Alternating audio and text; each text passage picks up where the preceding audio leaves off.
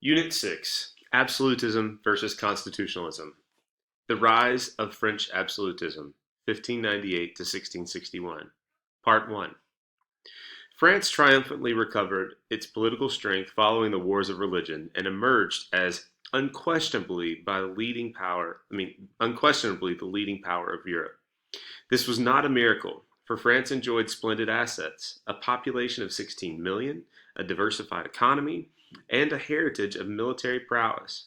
However, its quick recovery from the wars and its development into a more vital society than they had been before was the work of three men: King Henry IV of France, Cardinal Richelieu, and Cardinal Mazarin.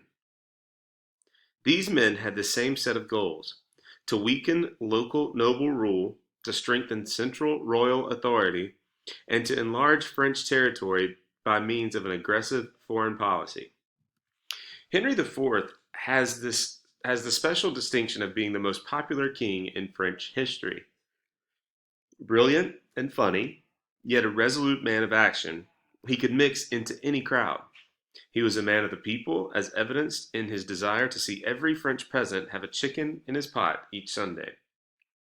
Henry cultivated an image of himself as different as possible from the last Valois kings, the neurotic and overly feminine sons of Catherine de' Medici. Henry IV spent the first half of his reign, from 1589 to 1598, closing the wars of religion, and the second half, from 1598 to 1610, securing domestic peace. On the vexed question of religion, he kept the Huguenots content by maintaining the protection and toleration pledged them in the Edict of Nantes. Meanwhile, he shrewdly played off the Pope against the French clergy in order to gain firmer control over the French Catholic Church than any other king in French history. Even the Jesuits, when they were readmitted to France in 1604, became ardent supporters of the Bourbon monarchy. His handling of finances was left to the Duke of Sully, who had inherited a staggering burden of war debt. Both the tau, the annual tax, and the gabelle, a tax on salt, still were brutal on the peasantry and were not paid by the nobility. Sully also sold administrative posts, and by 1609 the war debt had been eliminated. By 1610, Henry IV was again ready for war. His target was the traditional French enemy, Habsburg Spain.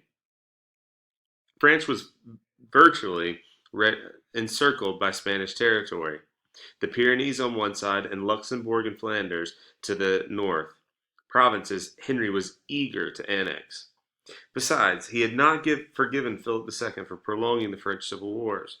In May of 1610, on the eve of his campaign, as Henry was passing through a narrow Paris street, his open carriage was caught momentarily in a traffic jam, and a demented monk named Ravaillac leapt onto the wheel and stabbed the king to death. To Ravaillac, Henry was an apostate who protected heretical Huguenots and went to war against good Catholics like the Spanish. His sudden death plunged France into an extended crisis, alarmingly reminiscent of the situation in the 1560s when the religious wars began.